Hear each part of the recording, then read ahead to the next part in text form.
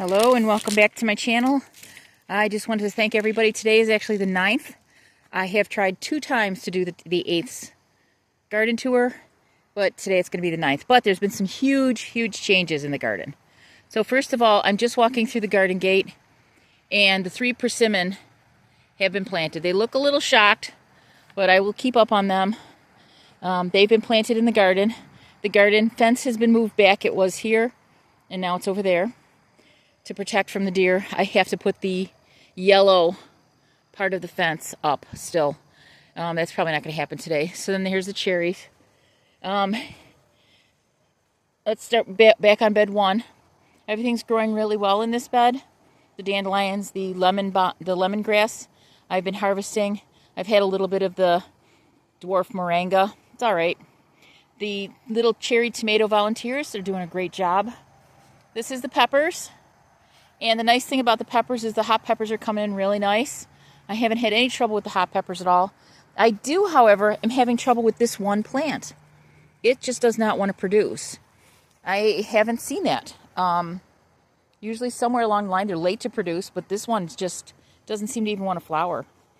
The natapino, which is the not hot jalapeno, N-A-D-A pino, is doing phenomenal. And my green peppers, I'm getting a couple of the Lysa, L-Y-S-Y-A, I think that's how you spell it. They're coming in okay. The other peppers aren't, and in the back, that was supposed to be a purple bell, and that is clearly not a purple bell. I don't know if I marked it wrong, or if it was one of those weird seed mix-ups with the peppers that I heard about last year that didn't affect me. Maybe I missed one of the seeds. So this has come. This is the strawberry bed. This is where the 2 tree of heavens were, and I do not see evidence that they're coming back. I'm hoping I got enough of the root so that I don't have to use an herbicide. In this bed is the oregano. Then we have the basil, and then back there's the cilantro and the coriander. The onions did great this year. Well, maybe not great. They did well.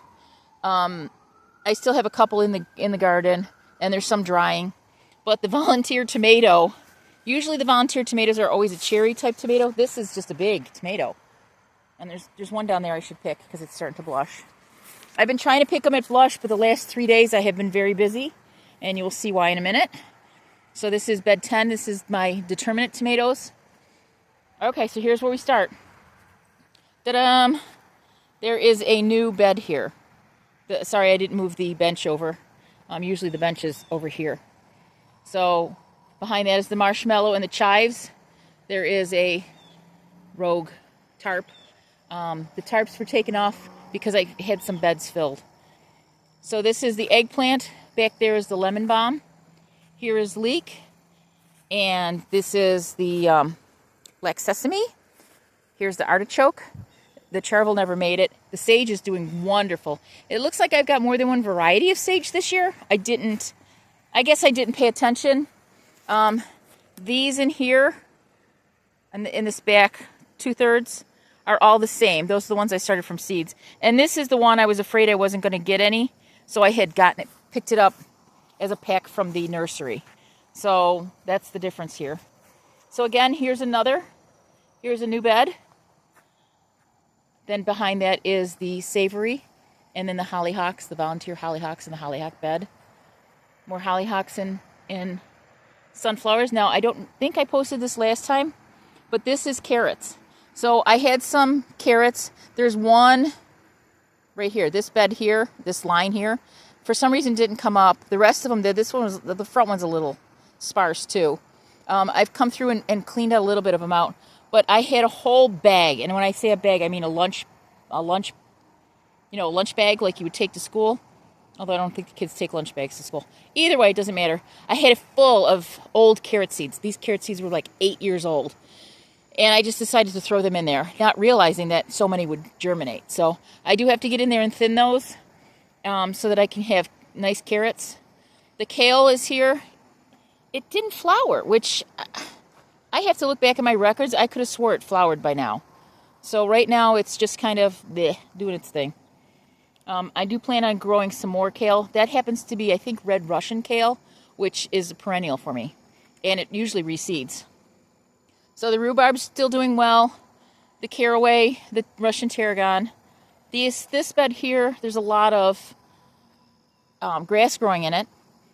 It's not a big problem because this grass really seems to come out really easily. Let's see. It's coming out roots and all. It was in the seeding straw. The one batch of seeding straw I had is really good. It's with seeds. So it'll take me a little while. I've just been so busy getting ready for these new beds to be built and waiting for them to come that I haven't really had a chance. So this bed here I planted out. Now, in the front you can't tell, although there is some bits of volunteer onion right there and volunteer onion right there. There are actually rows in here, and they didn't germinate. They were older seeds. But in the back, they came up beautiful. And those are radishes back there and lettuces. Right now is the perfect time for lettuce because it's nice and cold in the evenings, so the lettuce is super sweet. So the sunchokes are doing wonderful. I still have to figure out how I'm going to dig them up and cook them. But I heard once you have sunchokes, you will never get rid of sunchokes. So that is its permanent home. Hopefully it doesn't escape. The dill's doing well. The raspberries seem to be doing well despite being in the shade. I was a little hesitant, but then I realized most of the raspberries along the side of the property are all in shade. So they seem to be doing well. That plant there is really, really nice. This one's a little bit less right there. But they're still doing really well. So I had Plarr Landscaping LLC. He took apart the beds, the red garden, and I'll show you those real quick. And he took the metal garden beds apart. What he did with the whole process of digging them out, I didn't think the metal beds were going to survive at all, but they did. So what I did was I put the metal beds back there, and then the excess dirt that he filled them up. So I'm going to use that as like a shade garden, something that if the deer eat it, I'm not worried. I'll probably use it as like a pollinator shade garden of some sort. Just so you can see that. That's how much. Now this will go down. I know it looks a little high right now, but honestly, it will go down. Once the dirt settles into the cracks and stuff, it'll be fine. So this is the old brassica bed that still has to be covered. This was the one that was covered by a tarp, and he added some more soil to this and to this one here. This is bed 36. 37 is the apple tree, and it still needs to be weeded, and I'm walking over the tarps that are here. And then here is the biggest change. This is where the 4 persimmon trees were. So he left the strongest one in. He cut the pot out for me so that there's no pot underneath it or around it anymore. Luckily, the bottom of that one completely broke, so that tree is in that soil pretty nicely. We got the empty pots out, and we got the 3 other persimmons out of here. So now this bed will be dedicated to this one guy. It's still a little high, which is good. It should be nice in there. So that's that one going there. Let's go back to the other side of the garden. Now picturesque. We'll get to that in a minute. Okay, so these are the little tiny tomatoes. Everybody that stops in the garden loves these. I'm glad I put them up front this year. Usually they're hidden in the back, and they are just so sweet. They are just the sweetest little tomatoes you can get. They really are bad with blight. But even with blight, look at those tomatoes. They're beautiful. Actually, the blight makes it so you can see them better. This is the flower bed. Now, I stole some zinnias. These are the zinnias. I took some zinnias out of here to put into the butterfly garden. But these are, I just wanted to show you this. This is marigolds. Now, these marigolds are nice and small. But these marigolds back here are tall.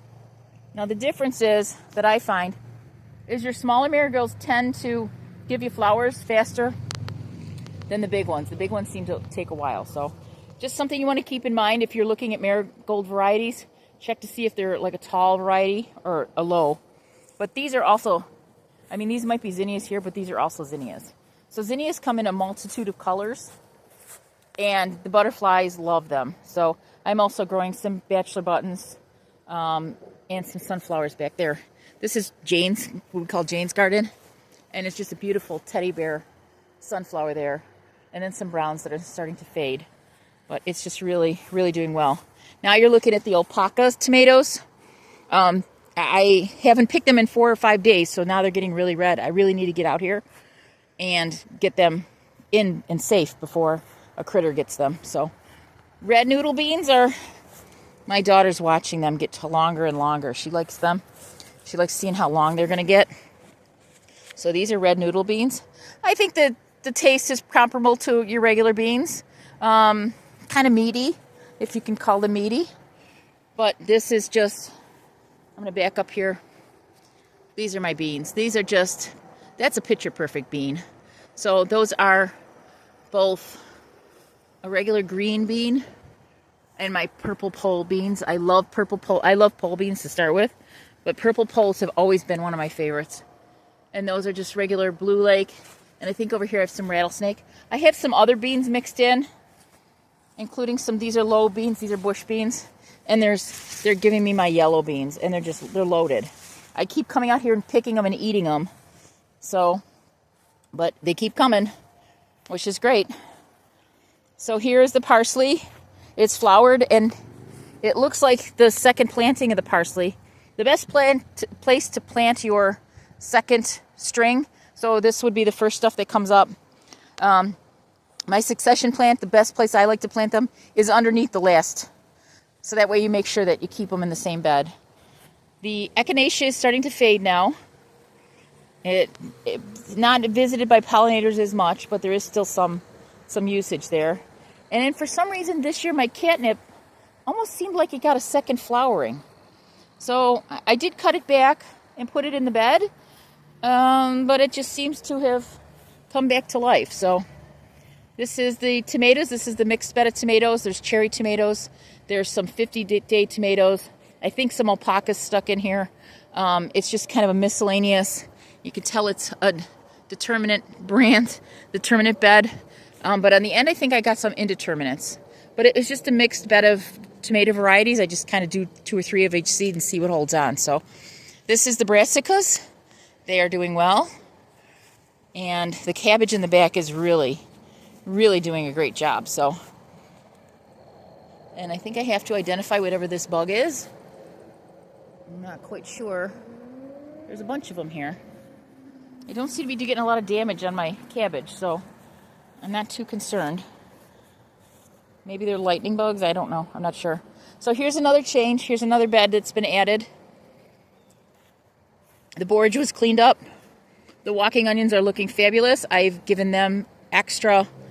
Not only have they popped back up since I replanted them, but I've given them extra fertilizer. So that should help. The lavender and the rosemary, I've been harvesting the rosemary and drying some. Chamomile, button flowers, hydrangea. Here's another new bed. So I'm going to stick with, I have 67 raised beds because I'm not planting in that. That has to settle down. That has to be weeded. That has to get prepared. So right now it's just a mess. So I'm not counting it as a bed. The thyme and the yarrow. Now this bed here, bed 63, there's radishes in the front, and honestly, I've been eating them as greens. They're very good. I just love that spicy flavor. There's some brassicas in here. There's some other things. This is my fall planting. There's some lettuces in here. Those are turnips. There's some kohlrabi that's hidden, and then those are the white radishes that I like. So the cucumbers I've been harvesting, and the loofah. Oh my goodness, look at that loofah. Look at how many loofah. It's just incredible how many loofah this year. I do not see any gourds. I think the gourd gave up the ghost. I think the loofah overdid it this year. It really liked the heat. So I've got to get out here and harvest this one squash. There's a little one starting there, but I'm seeing a little rot on it, so maybe it didn't get pollinated correctly. But I'll get that one cut soon. The strawberries are trying to escape. I'm trying to keep them in the bed, keep the little daughter plants in the bed. The chai, and then back there is horseradish. The asparagus is still doing well. This is a bed that got taken over by weeds yet again.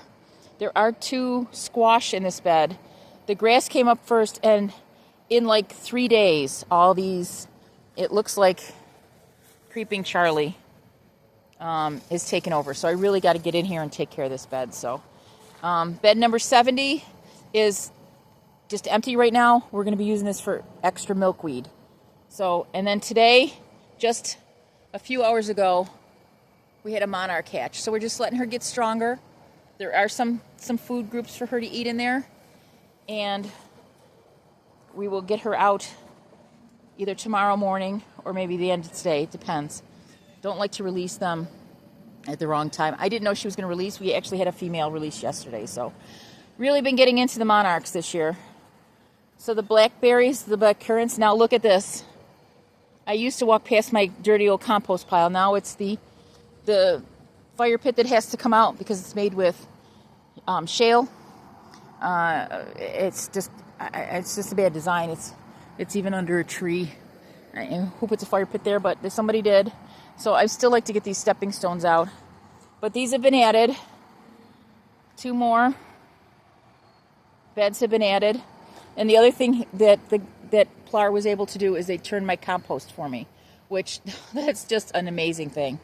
It was just so hard to deal with before. So here's the blueberries. I added some Canadian sphagnum peat moss to them. And because I had a bag that kind of opened, so this is the way I kind of moved it over. I got to flatten that out. Okay, here's the ugly part. This is the peach tree, and it has a lot of perennial weeds in here. And that's the gooseberry. That's the peach tree. I started to come in, and you'll see in here, I did really go at trying to dig them, and then I got busy trying to get these garden beds done. So it is what it is. Sometimes you just can't get to it. But I expect that as soon as my hand starts to bend a little bit more, that I'll be out here more. So the Nanking cherries are done for the season. This is the other blueberries. And there's yet another new bed. So when I had bought the landscape timbers, I bought enough for all the beds and then some. So I'm still working off my original purchase of landscape timbers. So they're sitting here, they're slightly off the ground, which is keeping them nice. This is kind of like a platform that's left of them. And it is what it is. So I have not added any money to this garden except to get the landscaper to come. I'm hoping to get that video up. I don't know what's wrong with the video. It keeps going sideways on me. So I'm hoping I have a time lapse of the work that he did, which is phenomenal. It's just, when you're a gardener and you have like these ideas and then you actually see them come, it was just things that were too big for me to handle. So we're going to go back past the shed, the old chicken coop, whatever we want to call it, and you can see what happened out here. So out here, were those metal beds. Managed to save 3. The other 3 were just toast. There's a little bit of landscape fabric on the ground, but they're gone. They're absolutely gone. And the red garden is all cleaned out now. So I'm planning on putting in something flat. I'm planning on putting in pots so that I can move things around easily for the pollinator garden. And I got to put the 2 end pieces back. Right now, the end pieces for the garden are on the ground. So I'll be putting the end pieces back and coming up with ways to support butterfly houses and to support anything we need for it. But all of that dirt was what was moved. So, and we're having fun. Are we? Yeah, you're wearing mommy's sneakers. Oh, really? Okay, he's a happy boy. So that's it in a nutshell. That's an update on the garden and what's changed. I'm so sorry I didn't post the 8th on the 8th. I did try to do the 8th. And like I said, no sound. Then I did the 8th again. Lost sound halfway through. And so today's the 9th. But I'm going to label it the 8th. But there was just so much work done. We had to also move the fence. I had to put new posts in. That was the hardest part, getting the new posts in and stretching the fencing. So here comes my best helper.